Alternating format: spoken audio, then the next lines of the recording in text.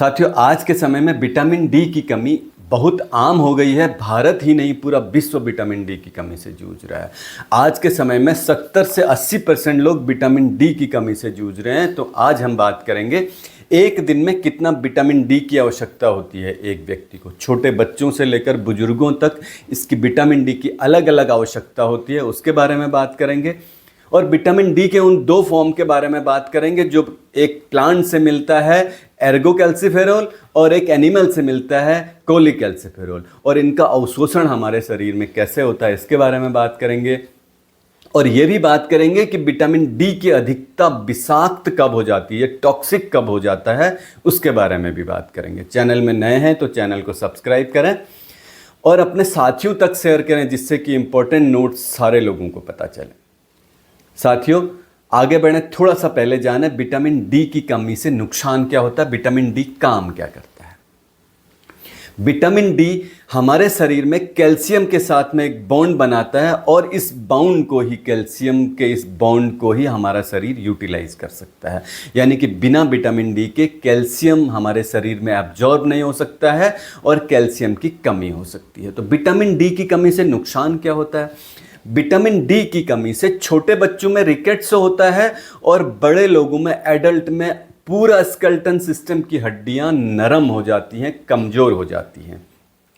उम्रदराज लोगों की हड्डियां जोर से खांसने से और हंसने से भी टूट सकती हैं, इस हद तक कम हो जाती हैं। और हमेशा हाइपोकैल्सीमिया बना रहता है खून में कैल्शियम की कमी बने रहती है। लगातार खून में कमी बने रहने से छोटे बच्चों में, शिशुओं में जो हड्डियों का विकास एबनॉर्मल होता है, हड्डियां टेढ़ी होने लगती हैं, कुबड़ निकल सकता है। छोटे बच्चों में रिकेट्स डेवलप हो जाता है जिससे उनका विकास सही तरीके से नहीं हो पाता है। तो आज हम बात करते हैं कि कितनी मात्रा एक दिन में ज़रूरत होती है विटामिन डी की और कहाँ से सबसे ज़्यादा मिलता है, कौन से लोग इस खतरे में ज़्यादा आते हैं जिनको विटामिन डी की कमी हो सकती है। तो सबसे पहले बात कर लें, काली स्किन या सांवली स्किन वाले लोगों में विटामिन डी की कमी ज़्यादा होती है क्योंकि सूर्य की रोशनी में ये विटामिन डी कम फॉर्म कर पाती है, ये सूर्य की रोशनी को कम ग्रहण करती है। और गोरी स्किन वाले लोगों में विटामिन डी की आवश्यकता बहुत जल्दी पूरी हो जाती है। कम समय धूप में बैठने से भी विटामिन डी पूरा हो सकता है। एक दिन में छोटे शिशु को 0 डे, एक दिन से लेकर 1 वर्ष तक के शिशु को 400 माइक्रोग्राम, 400 इंटरनेशनल यूनिट यानी 10 माइक्रोग्राम विटामिन डी की आवश्यकता होती है। और 1 वर्ष से 70 वर्ष तक के लोग को, 1 साल से 70 साल तक के बुजुर्ग को प्रतिदिन 15 माइक्रोग्राम यानी 600 इंटरनेशनल यूनिट, जिससे अंतर्राष्ट्रीय यूनिट में 600 यूनिट होता है, इतनी आवश्यकता होती है। और 70 साल से अधिक उम्र के बुजुर्ग को 15 माइक्रोग्राम प्रतिदिन यानी 800 इंटरनेशनल यूनिट प्रतिदिन इसकी आवश्यकता होती है। एक सबसे खास बात जानने वाली, दूध पिलाने वाली माता के दूध में विटामिन डी की मात्रा बहुत कम होती है। छोटे शिशुओं को इसलिए विटामिन डी, जो केवल ब्रेस्ट फीडिंग करते हैं उनमें विटामिन डी की कमी हो सकती है। अगर उनको समय से धूप नहीं दिखाई जाती है तो विटामिन डी की डेफिशिएंसी हो सकती है, विटामिन डी की कमी हो सकती है। बच्चों के डॉक्टर से मिलकर फोर्टिफाइड मिल्क यानी कि फोर्टिफाइड फीड जो आता है वो विटामिन डी की कमी को पूरा कर सकता है, या उनको समय समय पर धूप दिखाने से उसकी कमी पूरी की जा सकती है।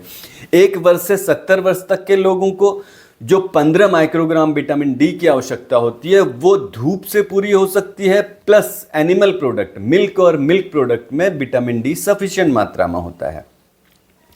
लेकिन विटामिन डी फैट सॉल्युबल होता है। जो आजकल टोंड दूध पीने की परंपरा चल पड़ी है, फैट नहीं खाने की परंपरा चल पड़ी है, घी नहीं खाने की परंपरा चल पड़ी है, उसमें विटामिन डी नहीं होता है क्योंकि विटामिन डी फैट सॉल्युबल है। जब तक फैट को हमारी आंतें अवशोषित नहीं करेंगी तब तक विटामिन डी हमारे शरीर में अवशोषित नहीं होगा, इसीलिए विटामिन डी की कमी बनी रहती है।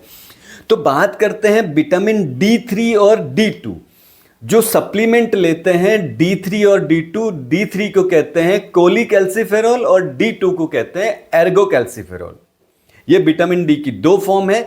ये दोनों ही फॉर्म हमारे शरीर में काम नहीं आती है, यूटिलाइज नहीं की जा सकती है। इनको हमारे लीवर और किडनी ने प्रोसेस करना होता है।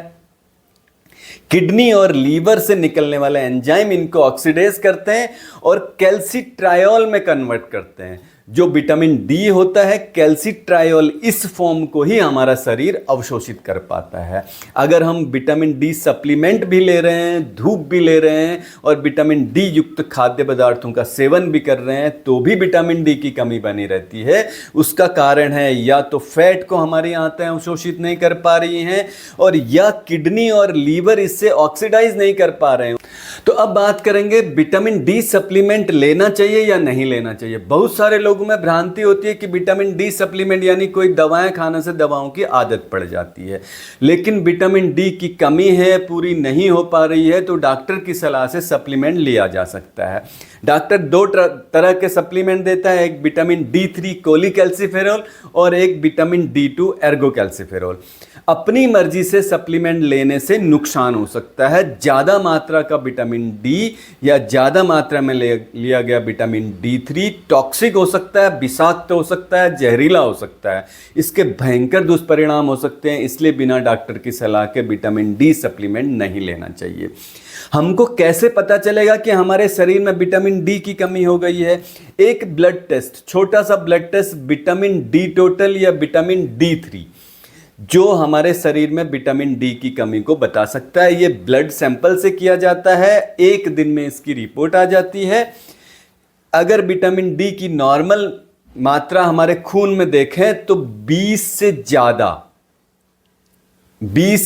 नैनोग्राम से ज़्यादा होती है तो विटामिन डी सफिशिएंट होता है। अगर 20 से कम होती है तो इसे इनसफिशिएंट कहा जा सकता है। तो साथियों, आज की जानकारी अच्छी लगी तो एक लाइक बटन जरूर दबाना, सब्सक्राइब नहीं किया है तो सब्सक्राइब करना। फिर मिलेंगे एक और अच्छी जानकारी के साथ।